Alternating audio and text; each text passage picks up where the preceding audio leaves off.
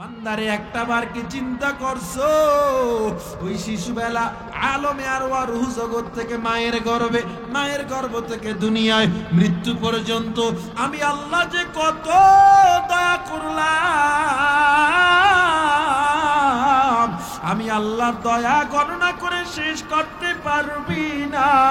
আমি আল্লাহ তাআলা আবার জানায়া দিলাম যে আল্লাহ রহমান, যে আল্লাহ দয়ার আল্লাহ, ওই আল্লাহ কিন্তু আবার কহ্হার, ওই আল্লাহ কিন্তু রাগী আল্লাহ। হে বান্দা, মরণ পর্যন্ত আমি আল্লাহ তোমায় সুযোগ দিলাম, এত দয়া করলাম, আলেম ওলামা দিয়া বুঝাইলাম, তাবলীগ ওয়ালা দিয়া তোরে বুঝাইছি, তোরে কত পীর মাশায়েখ দিয়া আমার পথে ডাকলাম, কত মাহফিল দিয়া সম্মেলন দিয়া তোরে নামাজের কথা বুঝাইছি। এরপরেও তুই আসো নাই। আমি আল্লাহ দয়া করছি আর দয়া করব না। আজরাইল যখন হাজির হয়ে যাবে তোর দুনিয়ার সম্পদ আর কাজে লাগবে না। আলমে আরওয়াহ থেকে আলমে আরহাম মায়ের গর্ভ, এরপরে হলো দুনিয়ার জগৎ, এরপরে আলমে বারজাক কবরের জগৎ।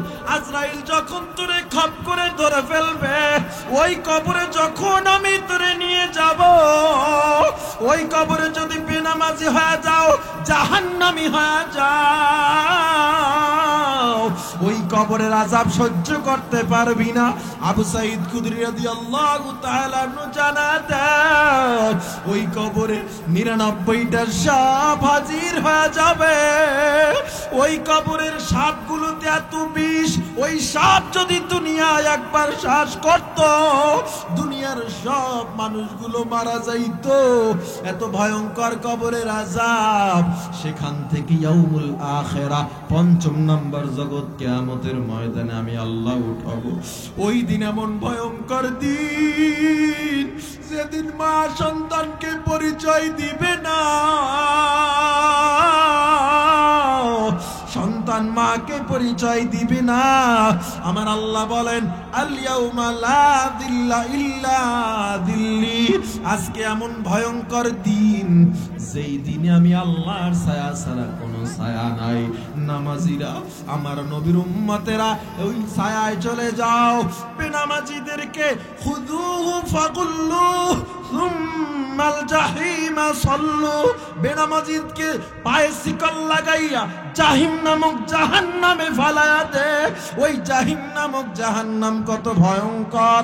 ওই জাহান্নামের উপর থেকে একটা পাথর যদি ফেলে দেওয়া হয়, তলদেশে যেতে যেতে ৭০ বছর সময় লেগে যায়। আল্লাহ তাআলা বলবে, বেঈমানগুলোরে টাইনা জাহান্নামের দিকে নিয়ে যাও। যখন ফেরেশতারা জাহান্নামের দিকে টানবে, আমার নবী সিজদায় পড়ে যাবে আর ডাক দিয়া বলবে, আল্লাহ,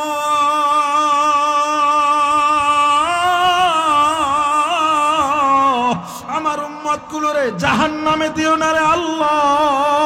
আমার উম্মত যদি একজন জাহান্নামে যায়, আমি নবী জান্নাতে ঢুকবো না। আল্লাহু আকবার, জোরে বলেন আল্লাহু আকবার। আমার একটা উম্মত যদি জাহান্নামে যায়, ও আল্লাহ, আমি জান্নাতে ঢুকবো না।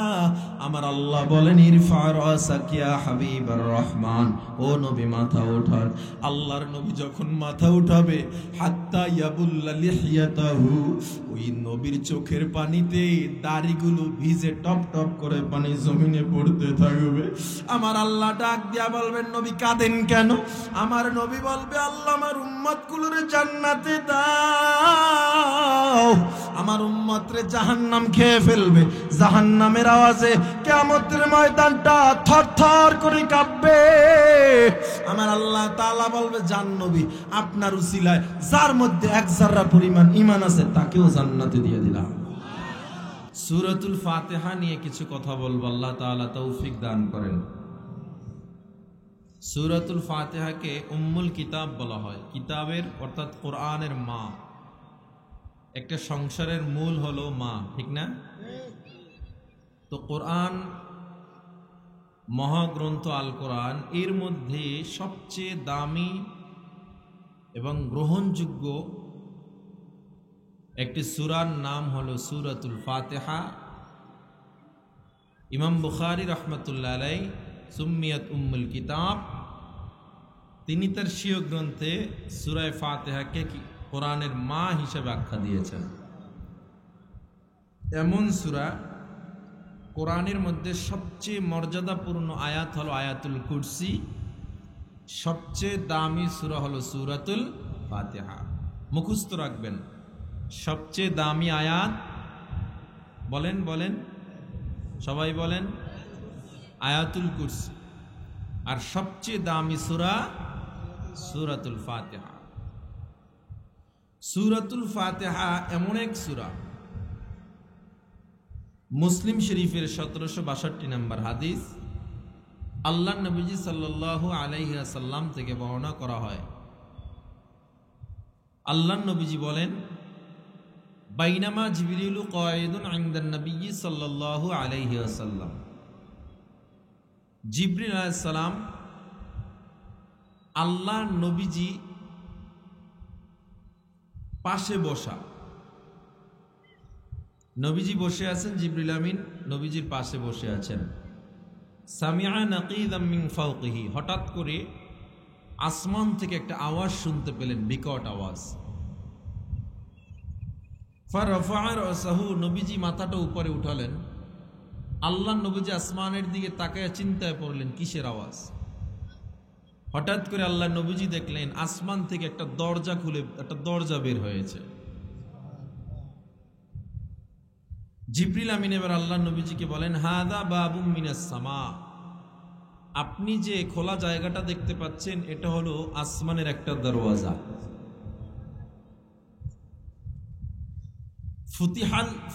ফুতিহাল ইয়াউম, আজকে এটা শুধু খোলা হয়েছে, এর আগে কোনোদিন এই দরজাটা খোলে নাই, আজকেই শুধু খোলা হয়েছে। তাহলে আসলে আজকেই যেহেতু খোলা হয়েছে, এটার একটা তাৎপর্য আছে না নাই? কি কারণে এত তাৎপর্য, আজকেই খোলা হলো, জিবরিল আমার পাশে বসা,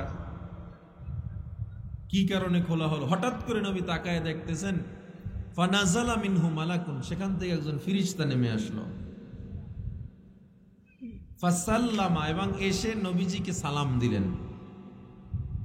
নবীজিকে যখন সালাম দিলেন, এবার জিবরিল আমিন বলেন, হে নবী, হাদা মালাকুন নাজালা মিনাস সামা, এই যে ফেরেশতা দেখতেছেন ইনি আসমান থেকে নাজিল হয়েছিলাম, ইয়ানজিল কত্তুন ইল্লাল ইয়াউম, এই ফেরেশতা এর পূর্বে কোনো দিন জমিনেই আসে নাই।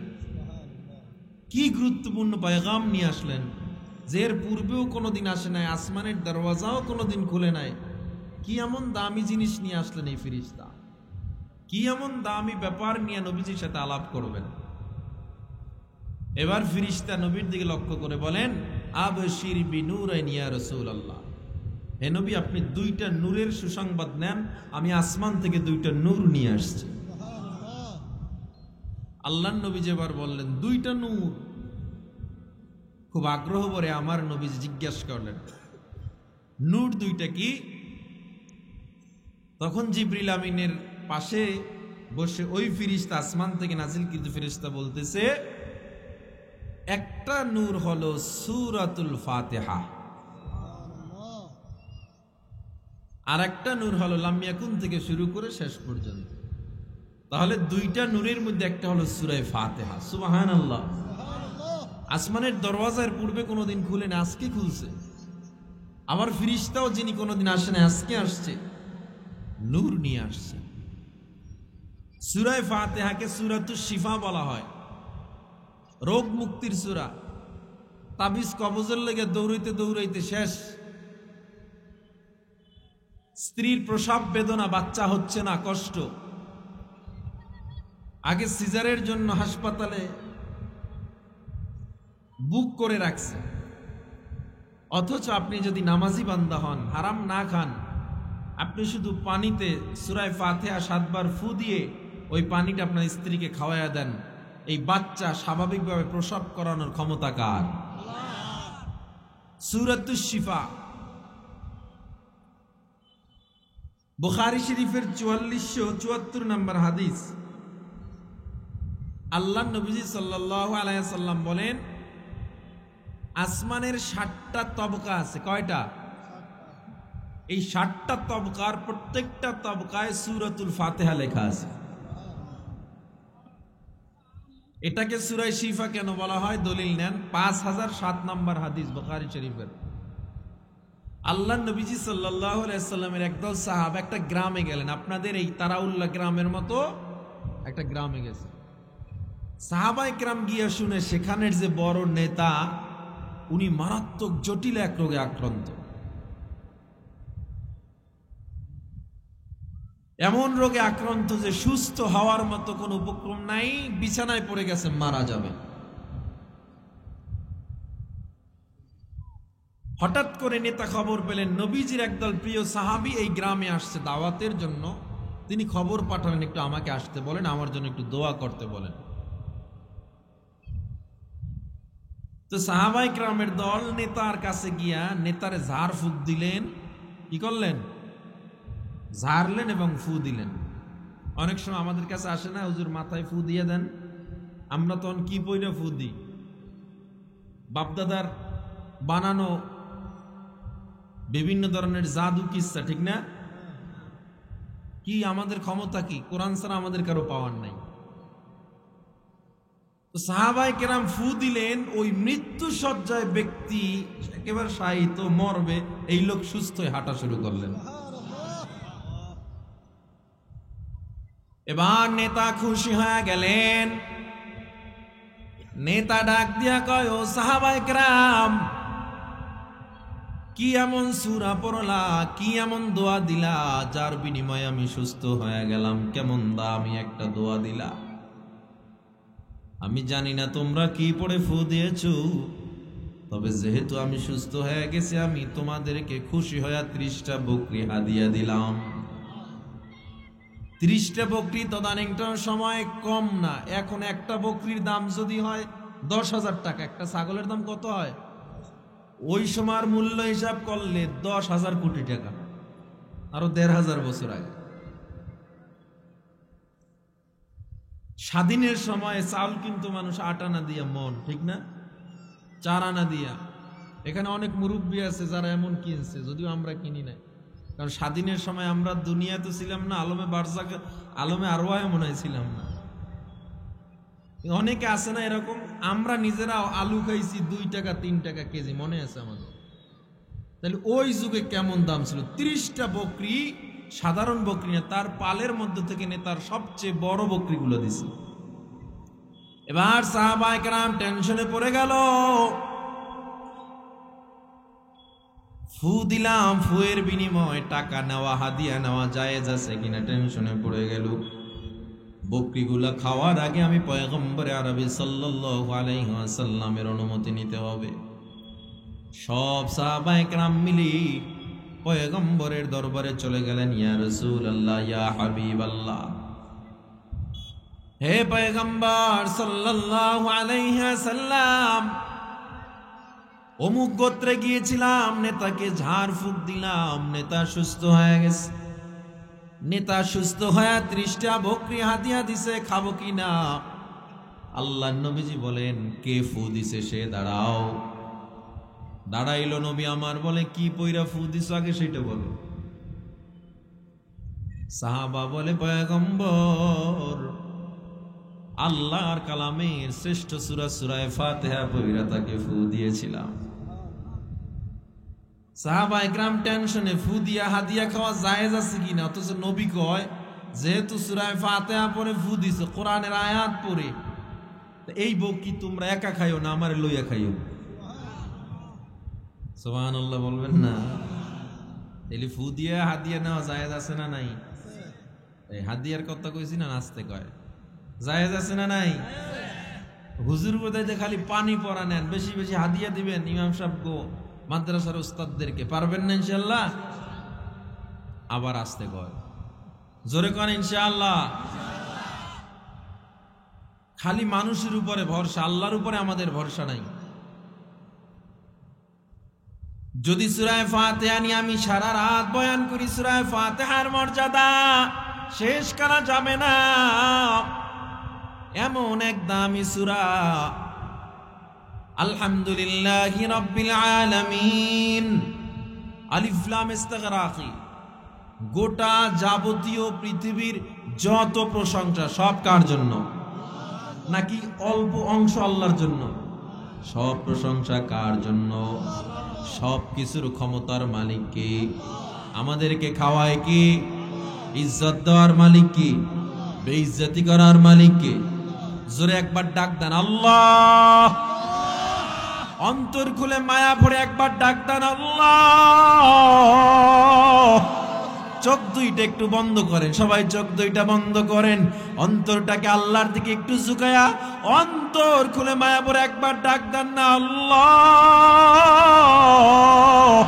আর একবার ডাক দেন আল্লাহ। আরো একবার ডাক দেন আল্লাহ। আরে আল্লাহ নামে কত মজা, আল্লাহ ডাকে যে কত মজা, মুমিন ছাড়া কেউ বুঝে না। দুনিয়ার মানুষরে ডাকলে দুনিয়ার মানুষ বেজার হয়। গভীর রাত্রে গিয়া যদি বিপদে পড়ো, আমাকে একটু সাহায্য করেন, নেতায় তোমাকে সাহায্য করবে না। এই দুনিয়ার এমপি মন্ত্রীর কাছে চাইলে তারা বেজার হয়। আর আমার আল্লাহ বলে, আমি আল্লাহর কাছে চাইলে আমি আল্লাহ খুশি হই।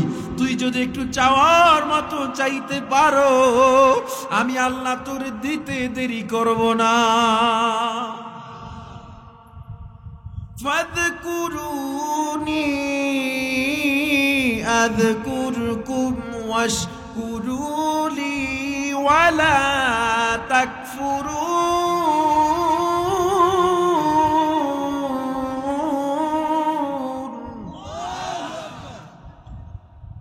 এ বান্দা আমার কাছে চা, দেখবে আমি আল্লাহ দিতে দেরি করব না।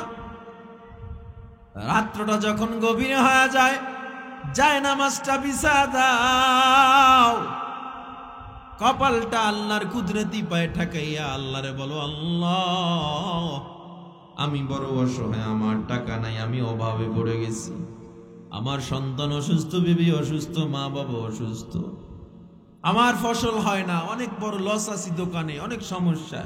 আল্লাহ কয়, আমার খাজানায় কোনো কিছুর কমতি নাই, চাইতে থাক। না পায় চোখের পানি নাকের ডগায় আসার আগে আমি আল্লাহ দোয়া কবুল করে নেব। তাহলে সবকিছুর ক্ষমতার মালিক কে? প্রশংসা হবে কার? সাগর নদী আর পাহাড় বনে পাখিদের গুন গুন গুন জরনে। সাগর নদী আর পাহাড় বনে পাখিদের গুন গুন গুন জরনে। ভেসে আসে ওই সুমধুর তান, চারিদিকে শোনো আল্লাহর জয়গান।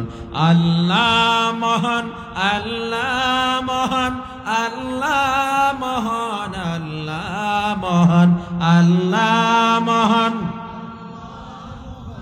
আল্লাহ মহান, আল্লাহ মহান। অন্তর খুলে বলেন কে মহান? আরো জোরে বলেন কে মহান? শোনো তুমি মন দিয়ে কোকিলের সুর, শুনতে লাগছে দেখো কত না মধুর। মিষ্টি মিষ্টি ওই দোয়েলের গান, রয়েছে তাহাতে কি সুধা অফুরান। কোথা পেল তাহারা এ সুর অম্লান, জবাব পাবে দিল খোদা মহিয়ান। আল্লাহ মহান, আল্লাহ মহান, আল্লাহ মহান, আল্লাহ মহান, আল্লাহ মহান, আল্লাহ মহান, আল্লাহ মহান। বলো যদি আকাশের চাঁদ তারা, কোথা পেলে স্নিগ্ধ এ জোছনা ধারা। সূর্যকে বলো যদি কোথা পেলে আলো, রাত্রি হলো কেন নিকোষ কালো। কোথা পেল মানব এক জীবন বিধান, কোথা পেল মানব এক আল কোরআন। জবাব একটা, সবই আল্লাহর দান। আল্লাহ মহান, আল্লাহ মহান, আল্লাহ মহান, আল্লাহ মহান, আল্লাহ মহান, আল্লাহ মহান। একটু জবান খুলে সবাই একবার বলেন, কে মহান? সব ক্ষমতা কার? নাকি দুনিয়ার কোন মানুষের? এই জমিন কার? ক্ষমতা চলবে কার? নাকি মানুষের ক্ষমতা? ক্ষমতা চলবে কার? আইন চলবে কার? আইন চলবে আল্লাহর, ক্ষমতা চলবে কার? সব যদি আল্লাহরই হয়, মানুষ কেমনে টাকায় নিজের ভোট অন্যত্র বিক্রি করে দাও? কেমনে কুফুরির ভিতরে নিজের সাক্ষী অন্য জায়গায় বিক্রি করে দাও? নাই, বিবেরিয়ায় নাই, বিবেরিয়ায় নাই, আপনাদের এই তারাউল্লায় নাই, চাপড় তলায় নাই, আসেনি? নেতার পিছে পিছে দৌড়ায়, দৌড়ে টোরে যার পিছে দৌড়াইছে দেখছে যে ভোটের আগের রাত্রে অন্য নেতা একটু নোটটা বড় দিছে, ওই নেতারে বলাইয়া ওই নেতারে ভোট দিয়ে দিছে। ঠিক কিনা যারে বলেন? এই জন্য যারা নির্বাচন করবেন চিন্তা ভাবনা কইরা করেন, টাকা খাওয়াইয়া লাভ নাই। ঠিক কিনা? আপনার অগোচরে আর একজনে বড় নোট দিয়ে আবার তারা কিনে নিতেছে। এই বাংলাদেশে যত সরকারের দোষ দেন, এই 56-55 বছরে যত পরিবর্তন হয়েছে, কোন দিন এই বাংলাদেশ শান্তি সুষ্ঠু হবে না যতদিন না পর্যন্ত ইসলাম ক্ষমতায় যাবে, যতদিন না পর্যন্ত রাষ্ট্রীয়ভাবে ইসলামকে প্রতিষ্ঠিত না করবেন। ইসলাম প্রতিষ্ঠিত না করলে এদেশের টেন্ডারবাজি বন্ধ হবে না, এদেশের ব্রিজের টাকা খাওয়া বন্ধ হবে না, সুদ বন্ধ হবে না, ঘুষ বন্ধ হবে না, অন্যায়ভাবে হত্যা, রাহাজানি, ধর্ষণ বন্ধ হবে না, দেশের টাকা বিদেশ পাচার করা বন্ধ হবে না। তাহলে কোরআন সব দিক থেকে শক্তিশালী, শুধুমাত্র রাষ্ট্র চালানোর ব্যাপারে একটু কোরআন দুর্বল। ঠিক না? আমগো হুজুরগো তো দোষের অভাব নাই। হুজুর আপনারা আবার রাষ্ট্র নিয়ে কথা বলেন কেন? বেটা রাষ্ট্র চালাইলাম আমরা, খোলাফায়ে রাশেদা, শুধুমাত্র খোলাফায়ে রাশেদা, বাদশাহ জুলকারনাইন, বাদশাহ শাহ সিকান্দার, অটোমান সাম্রাজ্য বাদশাহ সুলতান সুলেমান, তুরস্ক শাসন, স্পেন 950 বছরের শাসন, সব মুসলমানদের শাসন। হযরত ওমর 56,000 বর্গ মাইলের মতো ছোট্ট রাষ্ট্র পরিচালনা করে নাই, হযরত ওমর অর্ধ পৃথিবী শাসন করেছেন। আমরা তো তার উত্তরসূরি। আল্লাহর নবীজি শাসন করেন নাই বুঝি মদিনা? সেই মদিনা সনদেই তো পৃথিবীর কত রাষ্ট্র চলে আজকে শান্তশিষ্ট ভাবে টপ লেভেলে তারা শান্তিতে অবস্থান করতেছে।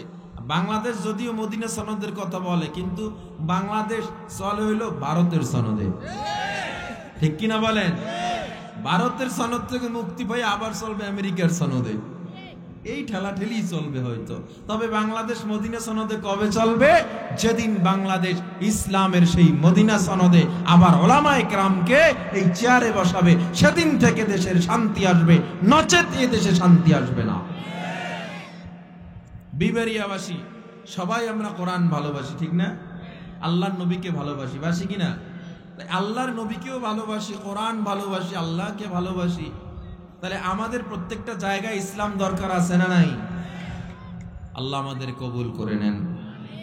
তাইলে বোঝা যায় যে আল্লাহ দুনিয়া বানাইছেন, যে আল্লাহ লক্ষ কোটি কোটি মানুষকে আল্লাহ চালান, যে আল্লাহ কোটি কোটি প্রাণীকে খাওয়ায়, সমুদ্রের মাছের রিজিক যে আল্লাহ দেয়, ওই আল্লাহ তাআলা এখনো মনে হয় নাই আমার আল্লাহ, যে আল্লাহ ইউনূস আলাইহিস সালামকে মাছের পেট থেকে মুক্তি দিয়েছেন, যে আল্লাহ ইব্রাহিম আলাইহিস সালামকে আগুনের থেকে মুক্তি দিয়েছেন, যে আল্লাহ একজন পিতাবিহীন মারিয়াম আলাইহিস সালামের পেটে ঈসা আলাইহিস সালামকে জন্ম দিয়েছেন। মারিয়ামের পেটে ঈসা আলাইহিস সালাম আসছে বাবা ছাড়া, যে আল্লাহ একটা সমুদ্রকে রাস্তা বানাইছেন মূসা নবীর জন্য, আমাকে জবাব দেন সেই আল্লাহ মনে হয় এখন আর নাই, আছে না নাই? তাহলে যে আল্লাহ ইউনূস নবীকে মুক্তি দিতে পারলো, যে আল্লাহ মূসা নবীর জন্য ওই সমুদ্র রাস্তা বানাইতে পারলো, যে আল্লাহ সাহায্যের জন্য আবাবিল পাঠাইতে পারলো, যে আল্লাহ অহংকারের কারণে ফেরাউনকে লোহিত সাগরে চুবাইতে পারলো, নমরুদকে মশার কামড় দিয়ে মারতে পারলো, ওই আল্লাহ এখনো আছে না নাই? তাহলে আমরা বান্দা কেন আল্লাহর উপরে ভরসা করি না? আল্লাহর কেন প্রশংসা করি না? যাবতীয় ভরসা কেন আল্লাহর উপরে বান্দা করতে পারো না? আমার আল্লাহ বলে মুসার মতো ভরসা কর আমার উপরে, হে বান্দা ঈসার মতো ভরসা কর, হে বান্দা ইব্রাহিমের মতো আমার উপরে ভরসা কর। মাল্লাহুল মাওলা ফালাহুল কুল, যে আমার জন্য হয়ে যায় আমি গোটা দুনিয়া তার গোলাম বানায়া দেই। তো যে আল্লাহ সব বিপদ আপদ থেকে মুক্ত করার ক্ষমতা রাখে, যে আল্লাহ সমস্ত অহংকারীকে দমন করার ক্ষমতা রাখে, ইজ্জতওয়ালাকে বেইজ্জতি করার ক্ষমতা রাখে, বেইজ্জতওয়ালাকে ইজ্জতের ক্ষমতা রাখে, আমরা প্রশংসা কি সেই আল্লাহর করব না অন্য করো? তাহলে আলিফ লাম আলহামদুলিল্লাহ অর্থাৎ প্রশংসা রব্বিল আলামিন, আলামিনের যিনি রব, প্রশংসা হবে কার? ওই আল্লাহর যিনি গোটা আলামিন সৃষ্টি করেছেন। আলামিনের ব্যাখ্যা করলে বান্দা সহজ হবে না, অনেক লম্বা টাইম চলে যাবে। আলামিনের ব্যাখ্যা বোঝার জন্য অনেক সময় লেগে যাবে। আমরা আল্লাহ তাআলার প্রশংসা করব, কয় আল্লাহ কয় তুই কেমন আল্লাহর প্রশংসা করবি? অমুক লোক অনেক ধনী, কেমন ধনী? 100 বিঘা জমি আছে, 10টা ফ্যাক্টরি আছে, এমন ধনী। আল্লাহ কয় তুই আমার প্রশংসা করবি আলহামদুলিল্লাহ। সমস্ত প্রশংসা ওই আল্লাহ রব্বুল আলামিন। কোন আল্লাহ? যিনি আলামিনের প্রতিপালক। আলামিন বলতে কি বুঝি? শুধু দুনিয়া কয় না, সৃষ্টি জগৎ। সৃষ্টি জগৎ বলতে কেমন সৃষ্টি জগৎ? এই শুধু দুনিয়া না, প্রথম আসমান, দ্বিতীয় আসমান, তৃতীয়, চতুর্থ, পঞ্চম, ষষ্ঠ, সপ্তম আসমান, এর মধ্যে নিচে আল্লাহ অনেক গ্রহ তৈরি করেছে, অনেক নক্ষত্র তৈরি করেছে আল্লাহ। আমি আল্লাহ এক ফোঁটা নাপাক পানি দিয়া আমি আল্লাহ 40 দিন মনন করাইয়া ওই পানিটাকে আমি আল্লাহ রক্তে পরিণত করলাম। রক্তটারে আবার আমি আল্লাহ গোশতে পরিণত করলাম। গোশতটাকে আমি আল্লাহ তাআলা হাড্ডিতে পরিণত করলাম। হাড্ডিটাকে আমি আল্লাহ তাআলা আস্তে আস্তে মানব রূপ আকৃতি দিলাম। এরপরে তোর দেখার মতো একটা অবস্থা আসছে। তোর চেহারাটা আমি আল্লাহ কেমনে বানাবো? কারণ তোর এই কপাল দিয়ে তো আমি আল্লাহরে সিজদা দিবি, তোর এই জবান দিয়ে তো আমি আল্লাহরে আল্লাহ বইলা ডাক দিবি। খলাকতু বিয়াদাইয়া, এই জন্য আমি আল্লাহ তোর চেহারাটা আমি আল্লাহ নিজ কুদরতি হাত দিয়া বানাইলাম। আল্লাহু আকবার, জোরে বলেন আল্লাহু আকবার। আমি আল্লাহ তোর চেহারাটা নিজ কুদরতি হাত দিয়া বানাইলাম। এরপরে আমি আল্লাহ তোর মধ্যে রূহ ফুঁকে দিলাম। এবার তোর নড়াচড়া শুরু হয়ে গেল। দুনিয়াতে আসার সময় কত কষ্ট আমি আল্লাহ তোর উপরে দয়া করছি। চিকিৎসা বিজ্ঞান বলে কোন মানুষের ব্যথা যদি 40 ইউনিট হয়, ওই মানুষ দুনিয়ার জমিনে আর বাঁচতে পারে না। আর আপনি আমি যখন দুনিয়াতে আসছি, মায়ের ব্যথা ছিল 56 ইউনিটেরও বেশি। 40 ইউনিট ব্যথায় যেখানে মানুষ মারা যায়, 56 ইউনিট ব্যথা মা সহ্য করলো। আমাকে একটু বলেন কার দয়ায় বেঁচে রইল? দুনিয়াতে আসার পর এত কষ্ট দিলাম, এরপরও মা রাগ করে মদিরে ফালাইয়া দেয় নাই। তোমার আমার চেহারার দিকে মা তাকায়া নিমিষেই সব ব্যথা ভুলে গেল। আল্লাহু আকবার। মায়ের অন্তরের দয়ার এই মিটারটা কে বসায় দিছে? জোরে বলেন। আসলা মানুষ দুনিয়াতে লাথি দিয়ে মায়ের কলি যাতে, তারপরেও মা কত খুশি, তারপরেও মা কত খুশি। সন্তান বিনে কিছু বুঝে না, যেই মায়ের পদতলে জান্নাত সন্তানের ঠিকানা। মায়ের মতো দরদি কেউ এই দুনিয়ায় পাইবা না, যেই মায়ের পদতলে জান্নাত সন্তানের ঠিকানা। হে মুসলমান ইমানদার, আমরা আবার যখন দুনিয়াতে আসলাম একটা পশু পাখি ঘোড়া ছাগল দেখবেন নিজের খাবার নিজে খাইতে পারে, আমরা এত দুর্বল, দাঁড়াইতেও পারি না, কথা বলতেও পারি না। আমার আল্লাহ কয় দেখ আমি আল্লাহ কেমন রহমান আর কেমন রহিম। আমি আল্লাহ তোর জন্য তোর মায়ের বুকে দুধের ব্যবস্থা করে দিলাম, এমন দুধ বানায়া দিলাম গোটা দুনিয়ার সব বিজ্ঞান এক জায়গায় হয়েও বলে মায়ের দুধের কোনো বিকল্প নাই।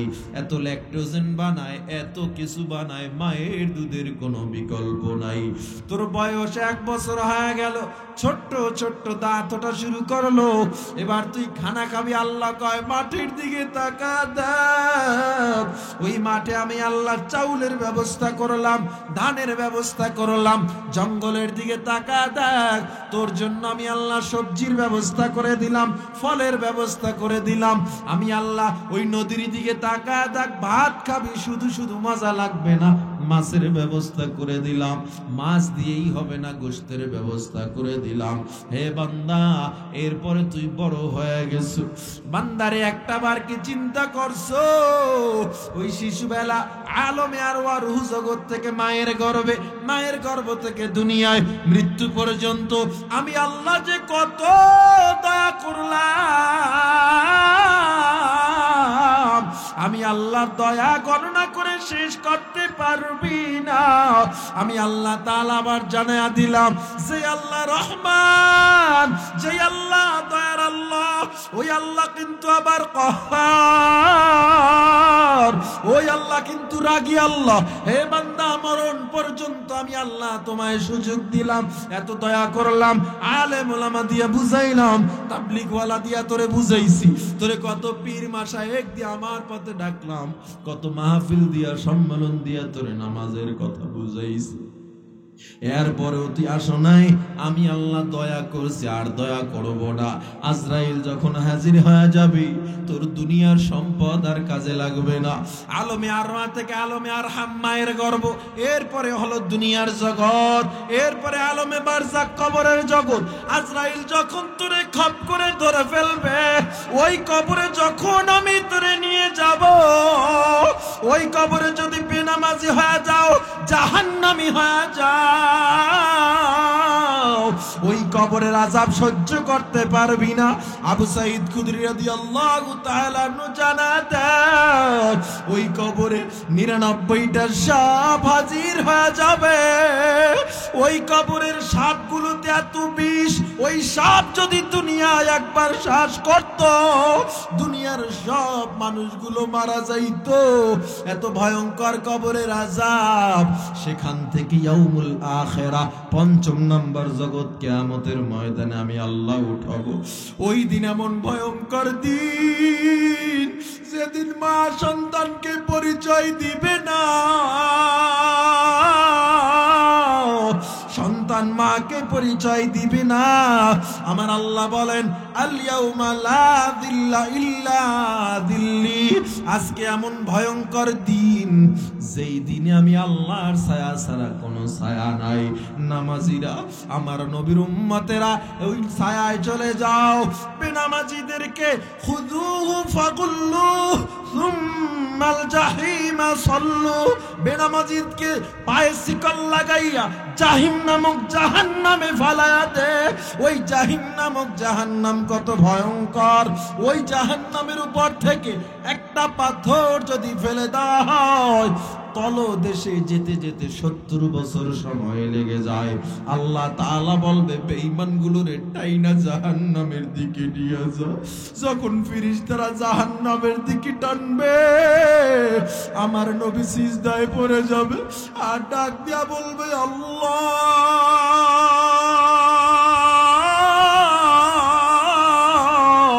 আমার উম্মতগুলোরে জাহান্নামে দিও না রে আল্লাহ। আমার উম্মত যদি একজনও জাহান্নামে যায়, আমি নবী জান্নাতে ঢুকবো না। আল্লাহু আকবার, জোরে বলেন আল্লাহু আকবার। আমার একটা উম্মতও যদি জাহান্নামে যায়, ও আল্লাহ আমি জান্নাতে ঢুকবো না। আমার আল্লাহ বলেন ইরফা রাসাক ইয়া হাবিবার রহমান, ও নবী মাথা ওঠান। আল্লাহর নবী যখন মাথা উঠাবে, হাত্তা ইয়াবুল্লা লিহিয়াতাহু, ওই নবীর চোখের পানিতে দাড়িগুলো ভিজে টপ টপ করে পানি জমিনে পড়তে থাকবে। আমার আল্লাহ ডাক দিয়া বলবেন নবী কাঁদেন কেন?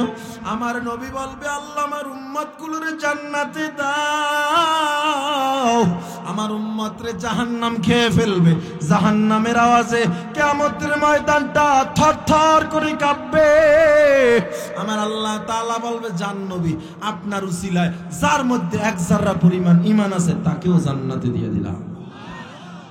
এবার আপনি নির্ধারণ করেন, এবার আমার নবী এক যারা পরিমাণ ঈমানওয়ালাদেরকে ডাকবে, নবী তাকায়া দেখবে তাহাজ্জুদওয়ালা, এত বড় আলেম, কত বড় বড় বক্তা, কত বড় বড় পীর, এদের মধ্যে এক যারা পরিমাণ ঈমান পাওয়া যায় না।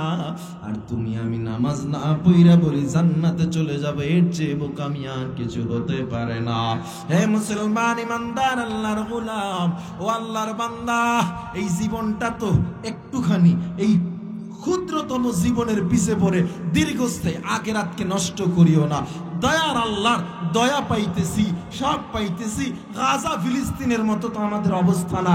কেন আমরা নামাজটা ছেড়ে দেই? কেন আমরা আল্লাহর পথে চলি না? সুন্নতে নববীর উপরে আঘাত করি। একটু মাগরিবের আগে দোয়া কবুলের সময় আল্লাহর কাছে কি ওয়াদা করা যায়? আর নামাজ ছাড়া যাবে না, আর দাড়ি কাটা যাবে না, অন্যায় করা যাবে না, গুনাহ করা যাবে না। কে কে রাজি আছেন? একটু আল্লাহকে হাত দুইটা দেখায় দেন। নারায়ে তাকবীর, নারায়ে তাকবীর। আল্লাহ আমাদের কবুল করে নেন। আল্লাহ আপনি আমাদের কবুল করেন।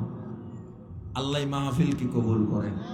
আজকের এই মাহফিল অনেক কষ্ট করে আয়োজন করেছে, অনেক কষ্ট করে তারিখ ডেটের ব্যবস্থা করা হয়েছে। তো এই মাহফিল পেয়ে আপনারা খুশি না বেজার? আরো জোরে বলেন। মাগরিবের পরে আমার বড় ভাই হাফিজ রহমান সিদ্দিক সাহেব বয়ান করবেন। আমি একটু স্যাম্পল দিয়ে গেলাম, মূল ফ্যাক্টরিতে মাগরিবের পর, ঠিক না? ইনশাআল্লাহ আমাদের দেশের রত্ন কোটি কোটি যুবকরা যার অবদানে আজকে নামাজের পথে আসছে, ঠিক না? দাড়ি রেখেছে। আল্লাহ তাআলা মাওলানা হাফিজ রহমান সিদ্দিকের ছায়া আমাদের জন্য দীর্ঘায়িত করে দেন, সুস্থতার সাথে কবুল করে নেন। জোরে বলেন আমিন।